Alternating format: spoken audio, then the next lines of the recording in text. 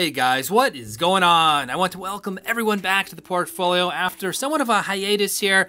A couple of weeks off of uploading any videos, was on vacation, so definitely apologize for that. I hope to get back on a regular upload schedule over the next couple of weeks or so. I definitely have fallen behind on some of the video series that I want to put out, including the dividend payments on the portfolio. So I thought for today's video, I'll do a quick overview of some of the developments in the portfolio with regards to how the performance has been going, and then jump into the January dividend payments of 2019. Definitely have quite a few videos to catch up on, so we'll start there, and then hopefully over the next few weeks I can catch up on all of the video series. First, let's talk a little bit about how the portfolio has been doing. As you can see here, it's currently up over 222,000, and it's had some very strong performance from a couple of stocks that I'll mention here in this video.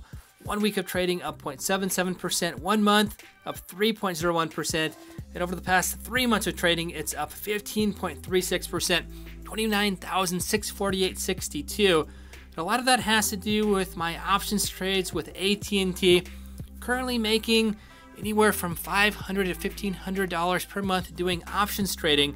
I went over a few videos in the past about that, as well as Portola here. Portola definitely has been rebounding quite dramatically here. 1 week of trading 0.91%, 1 month up 7.91%, and over the past 3 months of trading, it's up a remarkable 87.29%. And as you can see there, I have 1,247 shares with the current equity value 41,525.10. That equity value definitely has jumped over the past few months of trading. Overall return in the middle there, as you can see, it is still down 14%. That's not entirely accurate, just because I've been doing a lot of swing trades, or at least in the past I did quite a few swing trades, so that average cost is definitely higher than the true average cost. And I've also been doing a lot of options trading, not quite as frequent as the trades I do with AT&T, but definitely some of the best trades I've made on the portfolio. As you can see here, haven't done any options trading recently, but as you can see here, quite a few high value options trades. On the bottom there, you can see a $300 trade, $245, $165, $180. So quite a lot of high value trades with this stock. That's because this stock was extremely risky at that particular point in time. I think it still is very risky to jump into options trading with Portola, but definitely a little bit better income with this stock as opposed to AT&T. But AT&T is a great stock because if you do get into a particular put sell, meaning you have to buy stock, it has a great dividend yield. So even if you can't get out of the stock, AT&T is a great long-term buy and hold stock, a great dividend stock, and it's a stock that I think at this particular price point is very minimal to jumping in and holding it for the longer term. So I definitely like AT&T for options trading. That's why I've been doing a lot with AT&T. We'll just kind of go down and comment on AT&T as well. Again, I'll be putting out an all review video probably in a week or so, commenting on the last couple months of trading. You can see here AT&T currently trading $30.68, and I've been doing a lot of swing trades, a lot of options trades around the $30.50 price, but you can see a call and put there, trying out some different strategies with this stock. So far, some very good success, and again, I'm not overly worried about jumping into the stock and not being able to get out of the stock. I think it's a great long-term buy and hold stock. I think it's at an attractive price point at this point as well. But again, let's on this video focus on the dividend payments for January 2019.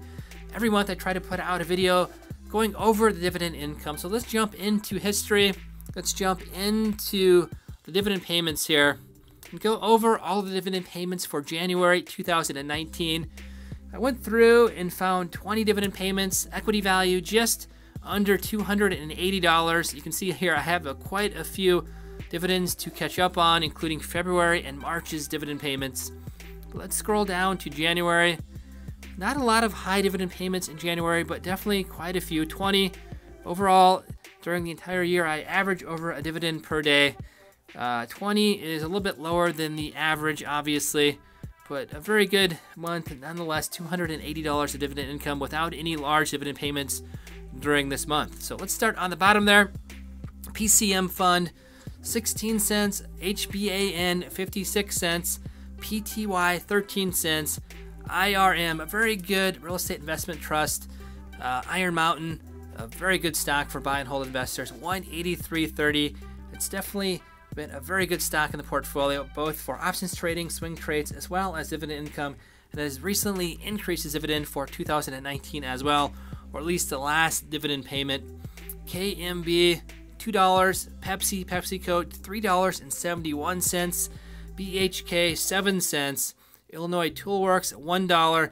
APLE, one of my favorite real estate investment trusts, Apple Hospitality, $40. And this is a monthly stock, so I'm receiving $40 per month, which can be compounded by either putting that money back into APLE or other dividend stocks. FRT, another very good dividend, real estate investment trust, very good dividend at $4.08. STAG, another real estate investment trust, 12 cents. CAH, Cardinal Health, $8.57. O Realty Income, another very good real estate investment trust, $7.07. KDP, $3.75. Prospect Capital, PSEC, this is a business development company, very good dividend yield, a very reliable dividend yield since I first bought this back in June 2016, one of the first stocks in the portfolio, paying out $18.36 per month. SYY Cisco, 39 cents. GE, even though the GE dividend was slashed, I have 228 shares of this stock. As you can see here, the dividend has been slashed to 1 cent per share. So this is definitely no longer a very good dividend stock, but it has been rebounding quite nicely over the past 1 month of trading or so. If it gets up around $12, I will be exiting that stock. But so far, not a bad dividend payment, even though it's only a cent per share since I have 228 shares, $2.28. YYY, 13 cents.